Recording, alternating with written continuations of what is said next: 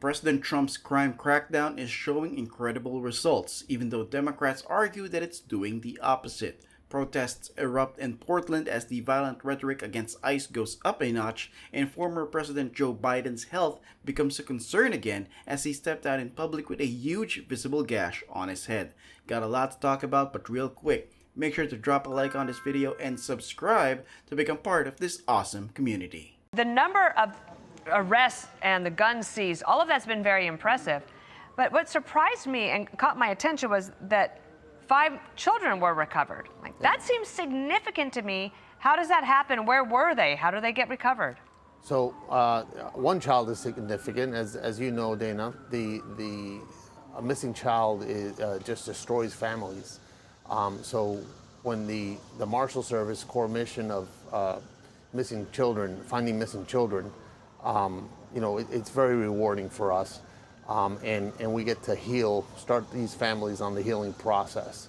So we found 5, as you mentioned, some pretty significant cases. And that's good news, right? Not if you ask Democrats. Democrats like Illinois Governor J.B. Pritzker say that this is all part of an evil plan, with him pushing supporters to go out and resist against the president's goals. But I will say that, again, part of their kind of nefarious plan is begin with ICE, cause mayhem on the ground, and by doing that, say that there's a need for military troops on the ground to protect ICE.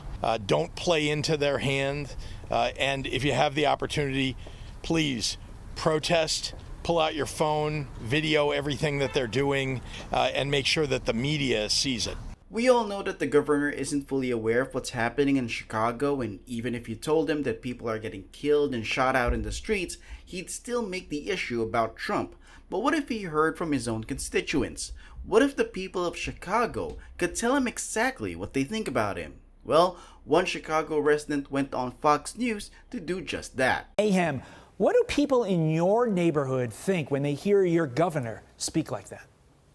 They think that the governor is aligned with the terrorists, the narco-terrorists that the president is sending help to eradicate.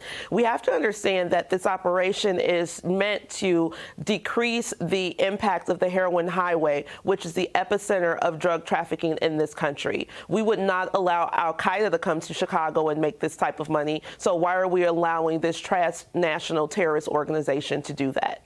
And then we have the violent rhetoric against ICE, that ICE is breaking up families and that they pose a danger to people around them.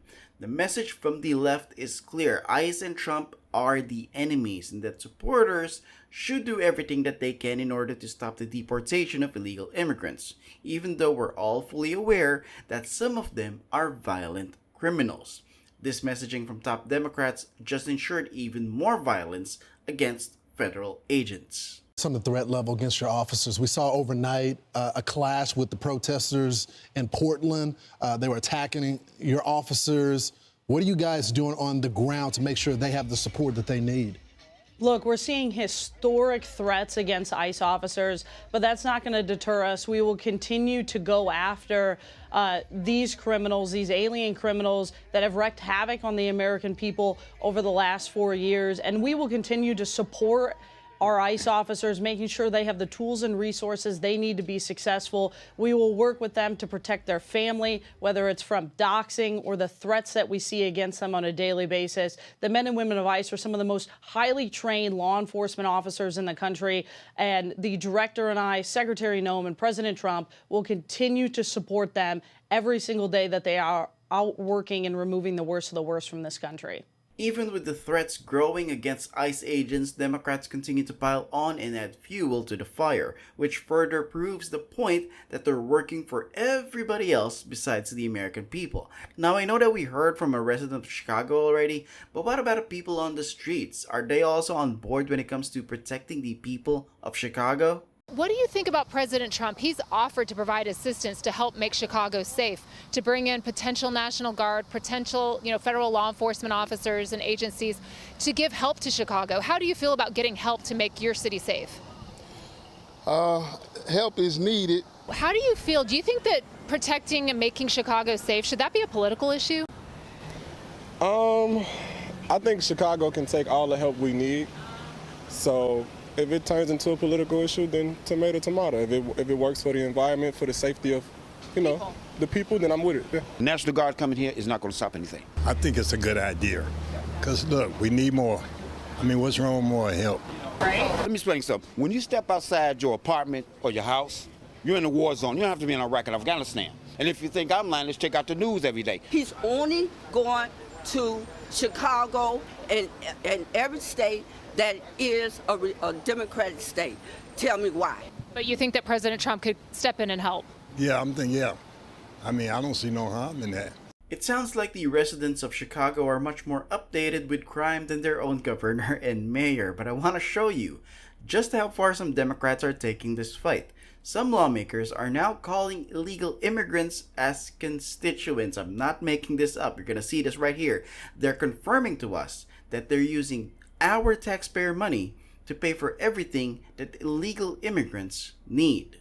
I didn't realize this was such a controversy until the right-wing media started attacking me for using the word. So I Googled the word constituent.